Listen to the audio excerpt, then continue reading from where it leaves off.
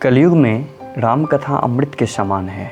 अगर आप मानसिक रूप से तनिक भी परेशान हैं तो रामायण अवश्य पढ़ें। अब रामायण पढ़ने या समझने के लिए आपको बैठना पड़ेगा, पन्ने पलटने पड़ेंगे। चश्मा कहाँ है, लाइट किधर है, आसन लगाओ, जैसे तमाम प्रक्रियाओं से गुजरना पड़ेगा।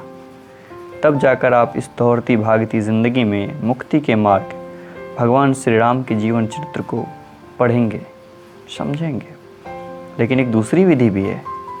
अगर आप इस चैनल को सब्सक्राइब करें तो पूरी राम कहानी आप कभी भी कहीं भी बिना चश्मे, बिना लाइट के सुन सकते हैं, बिना आसन लगाए आराम से, जब मन जितना उतना सुन सकते हैं। तो चलिए शुरू करते हैं।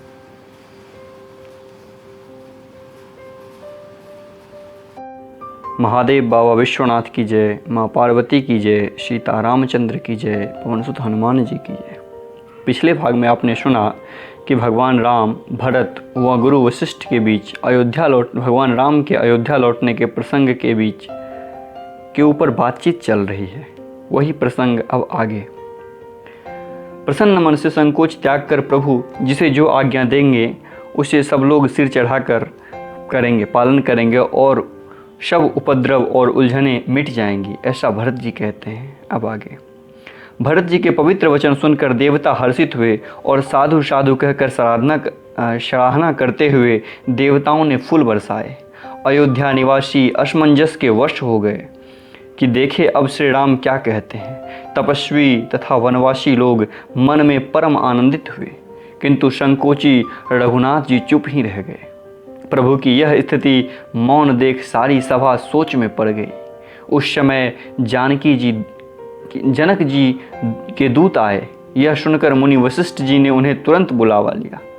उन्होंने प्रणाम करके श्री रामचंद्र जी को देखा। उनका वेश देखकर वे बहुत दुखी हुए। मुनि श्रेष्ठ वशिष्ठ जी ने दूतों से यह बात पूछी कि राजा जनक का कुशल समाचार कहो। यह सुनकर सकुचाकर पृथ्वी पर मस्तक नवाकर वे श्रेष्ठ दूत हाथ जोड़कर बोले, हे स्वामी, आपका आदर के साथ पूछना यही है गोसाई कुशलता का कारण हो गया।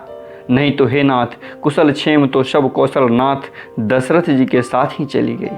उनके चले जाने से तो यूँ तो सारा जगत ही अनाथ हो गया है, किंतु मिथिला और अवध तो विशेष रूप से अनाथ हो गया है। अयोध्या नाथ जी की गति सुनकर जनकपुरवासी सभी लोग शोकवश बावले हो गए। उस समय जिन्होंने विदेह को देखा उनमें से किसी को ऐसा न लगा कि उनका देहाभिमान रहित नाम सत्य है। रानी की कुचाल सुनकर राजा जनक को कुछ सूझ न पड़ा, जैसे मणि के बिना सांप को नहीं सूझता। फिर भरत जी को राज्य और श्री रामचंद्र जी को वनवास सुनकर मिथिलेश्वर जनक जी के हृदय में बड़ा दुख हुआ। राजा ने विद्वानों और मंत्रियों के समाज से पूछा कि विचार कर कहिए, आज क्या करना उचित है। अयोध्या की दशा समझकर और दोनों प्रकार से असमंजस जानकर चलिए या रहिए, किसी ने कुछ नहीं कहा। जब किसी ने कोई सम्मति नहीं दी तब राजा ने धीरज धर हृदय में विचार कर 4 चतुर गुप्तचर अयोध्या भेजे। तुम लोग श्री राम जी के प्रति भरत जी के सद्भाव, अच्छे भाव, प्रेम और दुभाव, बुरा भाव, विरोध का पता लगाकर जल्दी लौट आना, किसी को पता ना लगने पावे। गुप्तचर अवध को गए और भरत जी का ढंग जानकर और उनकी करनी देखकर जैसे भरत जी चित्रकूट को चले वे तिरहुत मिथिला को चल दिए। गुप्त दूतों ने आकर राजा जनक जी की सभा में भरत जी की करनी पर अपनी बुद्धि के अनुसार वर्णन किया। उसे सुनकर गुरु, कुटुंबी, मंत्री और राजा सभी सोच और स्नेह से अत्यंत व्याकुल हो गए। फिर जनक जी ने धीरज धरकर और भरत जी की बड़ाई करके अच्छे योद्धाओं और साहसिनियों को बुलाया। घर, नगर और देश में रक्षकों को रखकर घोड़े, हाथी, रथ आदि बहुत सी सवारियां सजवाई। वे दुघड़ियाँ मुहूर्त साध कर उसी समय चल पड़े। राजा ने रास्ते में कहीं विश्राम भी नहीं किया। आज ही सवेरे प्रयागराज में स्नान करके चले हैं। जब सब लोग यमुना जी उतरने लगे तब हे नाथ हमें खबर लेने को भेजा। उन्होंने ऐसा कहकर पृथ्वी पर सिर नवाया। मुनि श्रेष्ठ वशिष्ठ जी कोई 6-7 भीलों के साथ देखकर दूतों को तुरंत विदा कर दिया। जनक जी का आगमन सुनकर अयोध्या का सारा समाज हर्षित हो गया। श्री राम जी को बड़ा संकोच हुआ और देवराज इंद्र तो विशेष रूप से सोच के वश हो गए। कुटिल कैकेयी मन ही मन ग्लानि से गली जाती है, किससे कहे और किसको दोष दे। और सब नर नारी मन में ऐसा विचार कर प्रसन्न हो रहे हैं कि अच्छा हुआ जनक जी के आने से 4 दिन और रहना हो गया। इस तरह वह दिन भी बीत गया। दूसरे दिन प्रातःकाल सब कोई स्नान करने लगे। स्नान करके सब नर नारी गणेश जी, गौरी जी, महादेव जी और सूर्य भगवान की पूजा करते हैं। फिर लक्ष्मीपति भगवान विष्णु के चरणों की वंदना करके दोनों हाथ जोड़कर आंचल पसार कर विनती करते हैं कि श्री राम जी राजा हो, जानकी जी रानी हो तथा राजधानी अयोध्या आनंद की सीमा होकर फिर समाज सहित सुखपूर्वक बसे और राम जी की भरत जी को युवराज बनावे। हे देव, इस सुख रूपी अमृत से सींचकर सब किसी को जगत में जीने का लाभ दीजिए। गुरु, समाज और भाइयों समेत श्री राम जी का राज्य अवधपुरी में हो और श्री राम जी के राजा रहते ही हम लोग अयोध्या में मरे। सब कोई यही मांगते हैं। अयोध्यावासियों की प्रेममयी वाणी सुनकर ज्ञानी मुनि भी अपने योग और वैराग्य की निंदा करते हैं। अवधवासी इस प्रकार नित्य कर्म करके श्री राम जी को पुलकित शरीर हो प्रणाम करते हैं। ऊंच नीच और मध्यम सभी श्रेणी के स्त्री पुरुष अपने अपने भाव के अनुसार श्री राम जी का दर्शन प्राप्त करते हैं। श्री राम जी सावधानी के साथ सबका सम्मान करते हैं और सभी कृपा निधान श्री रामचंद्र जी की सराहना करते हैं। श्री राम जी की लड़कपन से ही यह बात बान है कि वो प्रेम को पहचान कर नीति का पालन करते हैं। श्री रघुनाथ जी शील और संकोच के समुद्र हैं। वे सुंदर मुख के सुंदर नेत्र वाले और सरल भाव हैं। श्री राम जी के गुण समूहों को कहते कहते सब लोग प्रेम में भर गए और अपने भाग्य की सराहना करने लगे कि जगत में हमारे समान पुण्य की बड़ी पूंजी वाले थोड़े ही हैं जिन्हें श्री राम जी अपना करके जानते हैं। उस समय सब लोग प्रेम में मग्न हैं। इतने में ही मिथिलापति जनक जी को आते हुए सुनकर सूर्य कुल रूपी कमल के सूर्य श्री रामचंद्र जी सभा सहित आदर पूर्वक जल्दी से उठ खड़े हुए। भाई, मंत्री, गुरु और पुरवासियों को साथ लेकर श्री रघुनाथ जी आगे चले। जनक जी ज्यों ही पर्वत श्रेष्ठ कामदानाथ को देखा त्यों ही प्रणाम करके उन्होंने रथ छोड़ दिया और पैदल चलना शुरू कर दिया। श्री राम जी के दर्शन की लालसा और उत्साह के कारण किसी को रास्ते की थकावट और क्लेश जरा भी नहीं है। मन तो वहाँ है जहाँ श्री राम और जानकी जी बिना मन के शरीर के सुख दुख की शुद्ध किसको हो। जनक जी इस प्रकार चले आ रहे हैं। समाज सहित उनकी बुद्धि प्रेम में मतवाली हो रही है। निकट आए देखकर सब प्रेम में भर गए हैं और आनंदपूर्वक आपस में मिलने लगे।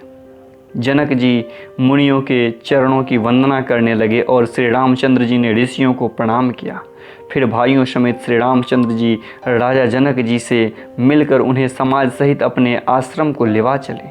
श्री राम जी का आश्रम शांत स्वरूपी पवित्र जल से परिपूर्ण समुद्र है। जनक जी सेना मानो करुणा की नदी है जिसे श्री रघुनाथ जी लिए जा रहे हैं।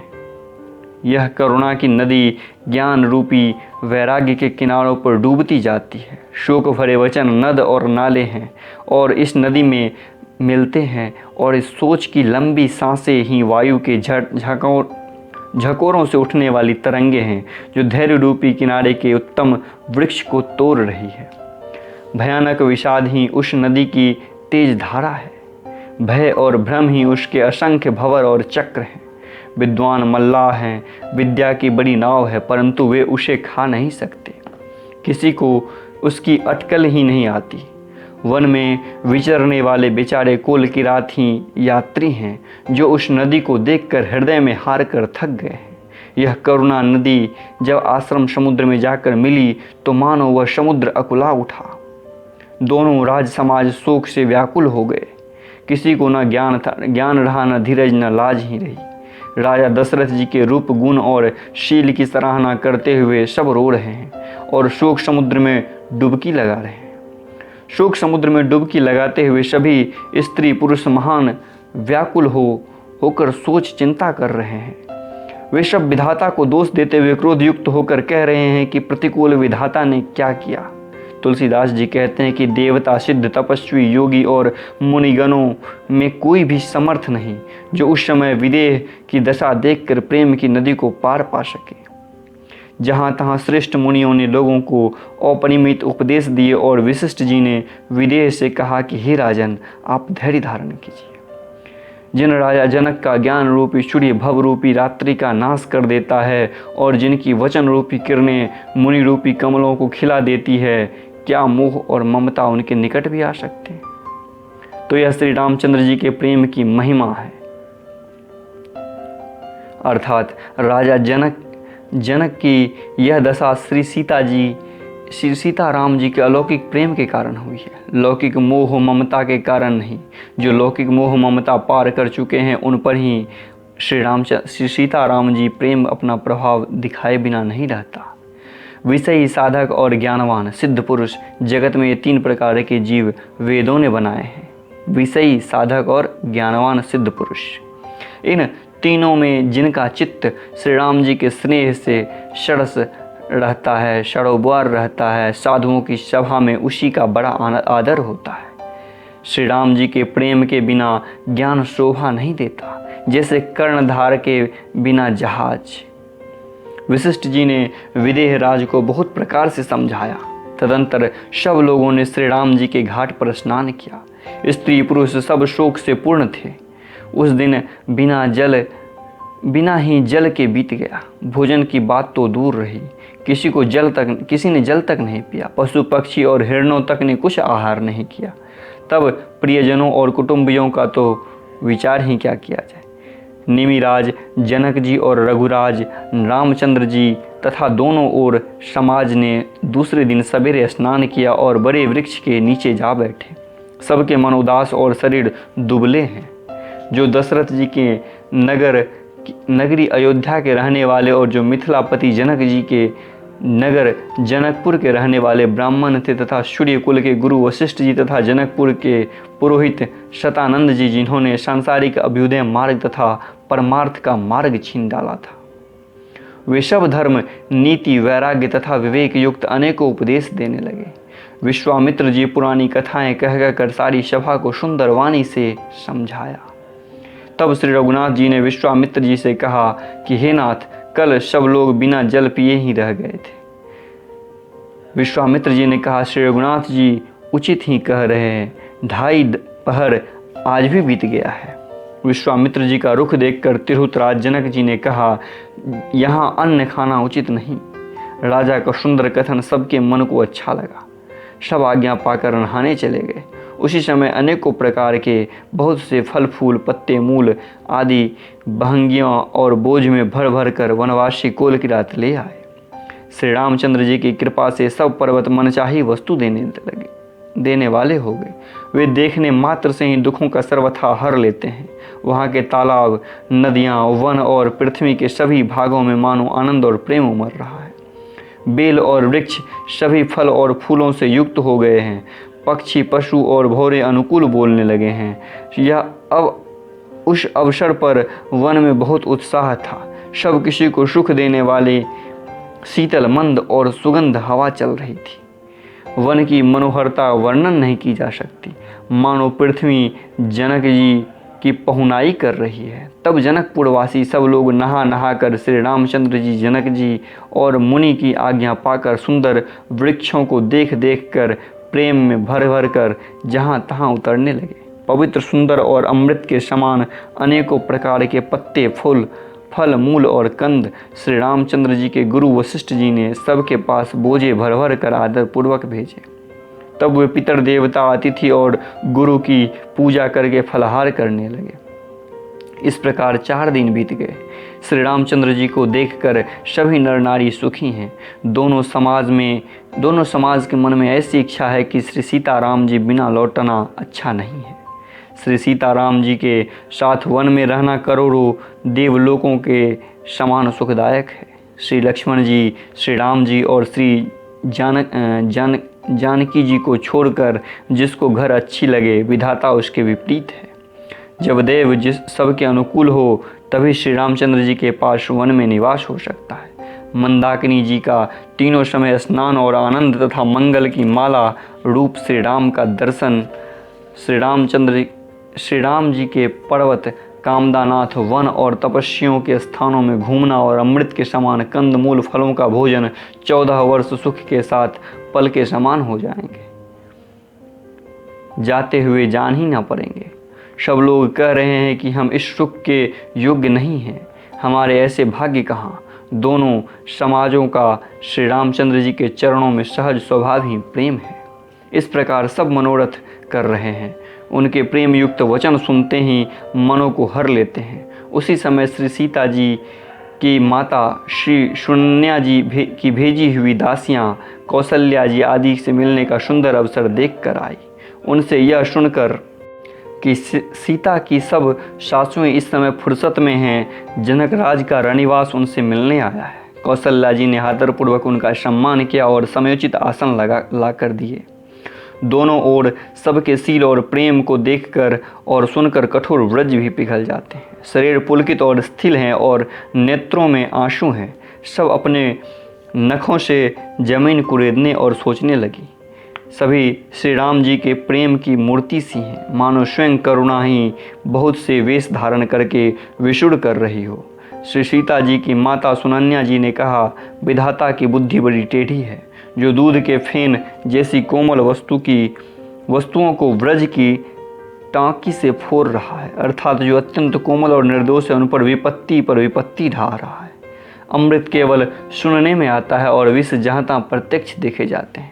विधाता की सभी करतूतें भयंकर है। जहाँ तहाँ कौवे, उल्लू और बगुले हैं, हंस एक मानसरोवर में ही हैं। यह सुनकर देवी सुमित्रा जी शोक के साथ कहने लगी, विधाता की चाल बड़ी ही विपरीत और विचित्र है, जो सृष्टि को उत्पन्न करके पालता है और फिर नष्ट कर डालता है। विधाता की बुद्धि बालकों के खेल के समान भोली है। कौशल्या जी ने कहा, किसी का दोष नहीं है, दुख सुख हानि लाभ सब कर्म के अधीन है। कर्म की गति कठिन है, उसे विधाता ही जानता है, जो शुभ और अशुभ सभी फलों का देने वाला है। ईश्वर की आज्ञा सभी के सिर पर है। उत्पत्ति, स्थिति और लय तथा अमृत और विष के भी सिर पर है। हे देवी, मोह व सोच करना व्यर्थ है। विधाता का प्रपंच ऐसा ही अचल और अनादि है। महाराज के मरने और जीने की बात को हृदय में याद करके जो चिंता करती है, वह तो हे सखी हम अपने ही हित की हानि देखकर करती है। सीता जी की माता ने कहा, आपका कथन उत्तम और सत्य है। आप पुण्यात्माओं के सीमा रूप अवधपति की ही तो रानी हैं।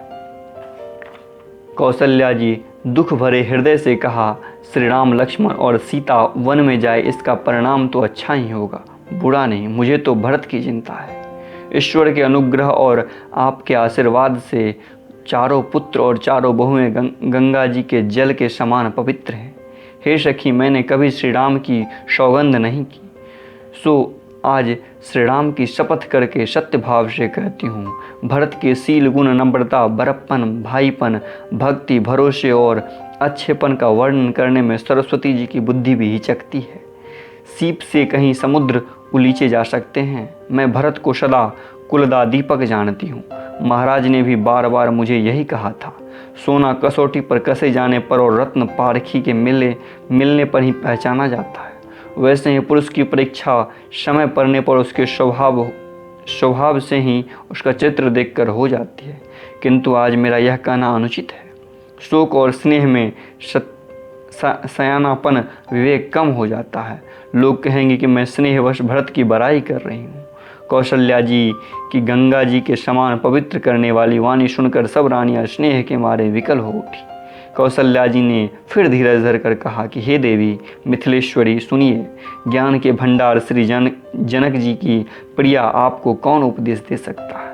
हे रानी, मौका पाकर आप राजा को अपनी ओर से जहाँ तक हो सके समझा कर कहिएगा कि लक्ष्मण को घर रख लिया जाए और भरत वन को जाए। यदि यह राय राजा के मन में जच जाए तो भली भांति खूब विचार कर ऐसा यत्न करे। मुझे भरत का अत्यधिक सोच है। भरत के मन में गूढ़ प्रेम है। उनके घर रहने में मुझे भलाई नहीं जान पड़ती। कौशल्या जी का स्वभाव देखकर और उनकी सरल और उत्तम वाणी को सुनकर सब रानियां करुणा से निमग्न हो गई। आकाश से पुष्प की वर्षा की झड़ी लग गई और धन्य धान्य ध्वनि करने लगी। सिद्ध योगी और मुनि स्नेह से स्थिर हो गए। सारा रनिवास देखकर थकित रह गया। तब सुमित्रा जी ने धीरज धर करके कहा कि हे देवी, 2 घड़ी रात बीत गई। यह सुनकर श्री राम जी की माता कौशल्या जी प्रेम पूर्वक उठी और प्रेम सहित सद्भाव से बोली कि आप शीघ्र डेरे को पधारिए। हमारे तो अब ईश्वर ही गति हैं अथवा मिथिलेश्वर जनक जी सहायक हैं। कौशल्या जी के प्रेम को देखकर और विनम्र वचनों को सुनकर जनक जी की प्रिय पत्नी ने उन्हें पवित्र चरण पकड़ लिए और कहा, हे देवी, आप राजा दशरथ जी की रानी और श्री राम जी की माता हैं। आपकी ऐसी नम्रता उचित ही है। प्रभु अपने नीच जनों का भी आदर करते हैं। अग्नि, धुएं और पर्वत तृण को अपने सिर पर धारण करते हैं। हमारे राजा तो कर्म, मन और वाणी से आपके सेवक और सदा सहायक तो श्री महादेव पार्वती जी। आपका सहायक होने योग्य जगत में कौन है? दीपक सूर्य की सहायता करने जाकर कहीं शोभा पा सकता है? श्री राम जी वन में जाकर देवताओं का कार्य करके अवधपुर में अचल राज्य करेंगे। देवता, नाग और मनुष्य सब श्री रामचंद्र जी की भुजाओं के बल पर अपने अपने स्थानों में सुखपूर्वक बसेंगे। यह सब याज्ञवल्क्य मुनि ने पहली से ही कह दिया है। हे देवी, मुनि का कथन व्यर्थ नहीं हो सकता है। ऐसा कहकर बड़े प्रेम से पैरों पकड़कर सीता जी के लिए विनती करके और सुंदर आज्ञा पाकर तब सीता जी समेत सीता जी की माता डेरे को चली। जनक जी अपने प्यारे कुटुंबियों से जो जिस योग्य था उसे उसी प्रकार मिली। जानकी जी को तपस्विनी वेश में देखकर सभी शोक से अत्यंत व्याकुल हो गए। जनक जी श्री रामचंद्र जी के गुरु वशिष्ठ जी की आज्ञा पाकर डेरे को चले और आकर उन्होंने सीता जी को देखा। जनक जी अपने पवित्र प्रेम और प्राणों की पाहुनी जनक जी को हृदय से लगा लिया। उनके हृदय में प्रेम का समुद्र उमड़ पड़ा। राजा का मन मानो प्रयाग हो गया। उस समुद्र के अंदर उन्होंने सीता जी के लिए स्नेह रूपी अक्षय वट को बढ़ते देखा। उस पर श्री राम जी का प्रेम रूपी बालक सुशोभित हो रहा है। जनक जी का ज्ञान रूपी चिरंजीवी मुनि व्याकुल होकर डूबते डूबते मानो उस श्री राम प्रेम रूपी बालक का सहारा पाकर बच गया है। वस्तुतः विदेह राज की बुद्धि मोह में मग्न नहीं है। यह तो श्री रामचंद्र जी के प्रेम की महिमा है जिसने उन जैसे महान ज्ञानी के ज्ञान को भी विकल कर दिया है। माता पिता के प्रेम के मारे सीता जी ऐसी विकल हो गई कि अपने को संभाल न सकी। पृथ्वी की कन्या सीता जी ने समय और सुंदर धर्म का विचार कर धैर्य धारण किया। सीता जी को तपस्विनी वेश में देखकर जनक जी को विशेष प्रेम और संतोष हुआ कि बेटी, तूने दोनों कुल की पवित्र कर दिया। तेरे निर्मल यश से सारा जगत उज्जवल हो रहा है, ऐसा सब कोई कहते हैं। तेरी कीर्ति रूपी नदी देव नदी गंगा जी को भी जीत कर, जो कि एक ब्रह्मांड में बहती हैं, करोड़ों ब्रह्मांडों बह चली है। गंगा जी तो पृथ्वी पर तीनों ही स्थानों हरिद्वार, प्रयाग और गंगा सागर को बड़ा तीर्थ बनाया, पर तेरी इस कीर्ति नदी ने तो अनेकों संत समाज रूपी तीर्थ स्थान बना दिए। पिता जनक जी तो स्नेह से सच्ची सुंदर वाणी कही, परंतु अपनी बड़ाई सुनकर सीता जी मानो संकोच में समा गई। पिता माता ने उन्हें फिर हृदय से लगा लिया और हित भरी सुंदर सीख और आशीष दी। सीता जी कुछ कहती नहीं, परंतु मन में सकुचा रही हैं। रात में यहाँ रहना अच्छा नहीं। रानी सुनन्या जी ने जनक जी का रुख देखकर उनके मन की बात समझकर राजा जनक जी को जना दिया। तब दोनों अपने हृदय में सीता जी के शील और स्वभाव की सराहना करने लगे। राजा रानी ने बार बार मिलकर और हृदय से लगाकर तथा सम्मान करके सीता जी को विदा किया। चतुर रानी ने समय पाकर राजा से सुंदर वाणी में भरत जी की दशा का वर्णन किया। सोने में सुगंध, समुद्र से निकली हुई सुधा में चंद्रमा के साथ अमृत के समान भरत जी का व्यवहार सुनकर राजा ने प्रेम विह्वल होकर अपने जल से भरे नेत्रों को मूंद लिया। वे शरीर से पुलकित हो गए और मन में आनंदित होकर श्री भरत जी के सुंदर यश की सराहना करने लगे। वे बोले, हे सुमुखी, हे सुनयनी, सावधान होकर सुनो। भरत की कथा संसार के बंधन से छुड़ाने वाली है। धर्म, राजनीति और ब्रह्म विचार, इन तीनों विषयों में अपनी बुद्धि के अनुसार मेरी थोड़ी बहुत गति है।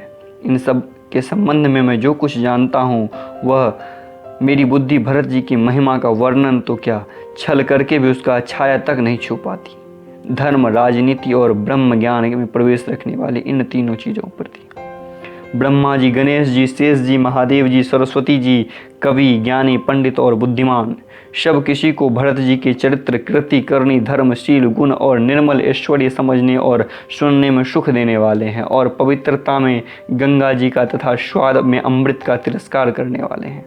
भरत जी असीम गुण संपन्न और उपमा रहित पुरुष हैं। भरत जी के समान बस भरत ही हैं, ऐसा जानो। सुमेरु पर्वत को क्या शेर के बराबर कह सकते हैं? इसलिए उन्हें किसी पुरुष के साथ उपमा देने में कवि समाज की बुद्धि भी सकुचा गई।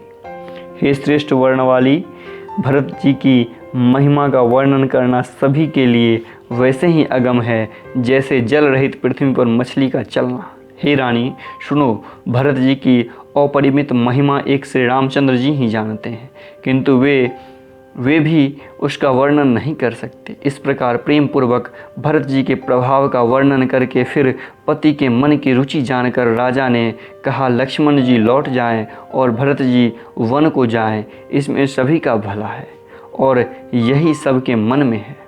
परंतु हे देवी, भरत जी और श्री रामचंद्र जी का प्रेम और एक दूसरे पर विश्वास बुद्धि और विचार की सीमा में नहीं आ सकता। यद्यपि श्री रामचंद्र जी समता की सीमा है, तथापि भरत जी प्रेम और ममता की सीमा है। श्री रामचंद्र जी प्रति अनन्य प्रेम को छोड़कर भरत जी ने समस्त परमार्थ, स्वार्थ और सुखों की और स्वप्न में भी मन से नहीं ताका। श्री राम जी के चरणों का प्रेम ही उनका साधन है और वही सिद्धि है। मुझे तो भरत जी का बस यही एकमात्र सिद्धांत जान पड़ता है। राजा ने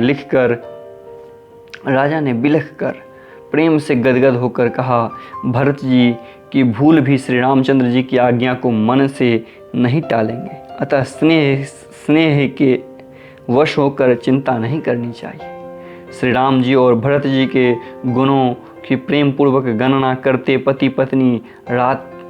पत्नी को रात पलक के समान बीत गया। प्रातःकाल दोनों राज समाज जागे और नहा कर देवताओं की पूजा करने लगे। श्री रघुनाथ जी स्नान करके गुरु वशिष्ठ जी के पास गए और चरणों की वंदना करके उनका रुख पाकर बोले कि हे नाथ, भरत अवधपुरवासी तथा माताएं सब शोक से व्याकुल और वनवास से दुखी हैं। मिथिलापति राजा जनक जी को भी समाज सहित क्लेश सहते बहुत दिन हो गए। इसलिए हे नाथ, जो उचित हो वही कीजिए, आप ही के हाथ सभी का हित है। ऐसा कहकर श्री रघुनाथ जी अत्यंत ही सकुचा गए। उनका शील स्वभाव देखकर मुनि वशिष्ठ जी पुलकित हो गए कि हे राम, तुम्हारे बिना संपूर्ण सुख के साज दोनों राज समाजों को नरक के समान है। हे राम, तुम प्राणों के भी प्राण, आत्मा के भी आत्मा और सुख के भी सुख हो। हे तात, तुम्हें छोड़कर जिन्हें घर सुहाता है उन्हें विधाता विपरीत है।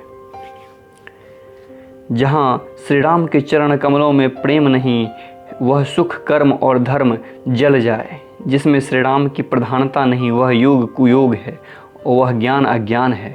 तुम्हारे बिना ही सब दुखी हैं और सब सुखी हैं। वे तुम्ही से सुखी हैं। जिस किसी के जी में जो कुछ है तुम सब जानते हो। आपकी आज्ञा सभी के सिर पर है। कृपालु को सभी की स्थिति अच्छी तरह मालूम है, अतः आप आश्रम को पधारिए। इतना कह मुनिराज स्नेह से स्थिर हो गए। तब श्री राम जी प्रणाम करके चले गए और ऋषि वशिष्ठ जी धीरज धरकर जनक जी के पास गए। गुरु जी ने श्री रामचंद्र जी के शील और स्नेह से युक्त स्वभाव से ही सुंदर वचन और राजा जनक जी को सुनाए कि हे महाराज, अब वही कीजिए जिसमें सबका धर्म सहित हित हो। हे राजन, तुम ज्ञान के भंडार, सुजान, पवित्र और धर्म में धीर हो। इस समय तुम्हारे बिना इस दुविधा को दूर करने में और कौन समर्थ है। मुनि वशिष्ठ जी के वचन सुनकर जनक जी प्रेम में मग्न हो गए। उनकी दशा देखकर ज्ञान और वैराग्य को भी वैराग्य हो गया। वे प्रेम से स्थिर हो गए और मन में विचार करने लगे कि अब हम यहाँ आए, यह अच्छा नहीं किया।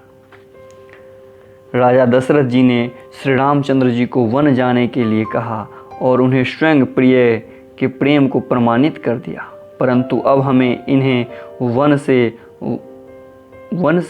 वन को भेजकर अपने विवेक की बड़ाई में आनंदित होते हुए लौटेंगे कि हमें जरा भी मोह नहीं, हम श्री राम जी को वन में छोड़कर चले आए, दशरथ जी की तरह मरे नहीं।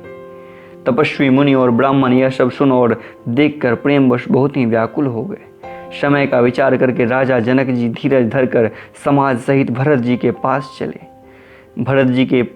भरत जी ने आकर उन्हें आगे होकर लिया, सामने आकर उनका स्वागत किया और समानुकूल अच्छे आसन दिए। तिरहुतराज जनक जी कहने लगे कि हे तात भरत, तुमको श्री राम जी का स्वभाव मालूम है। श्री राम जी सत्यव्रती और धर्मपरायण हैं, सबको शील और स्नेह रखने वाले हैं, इसलिए वे संकोचवश संकट सह रहे हैं।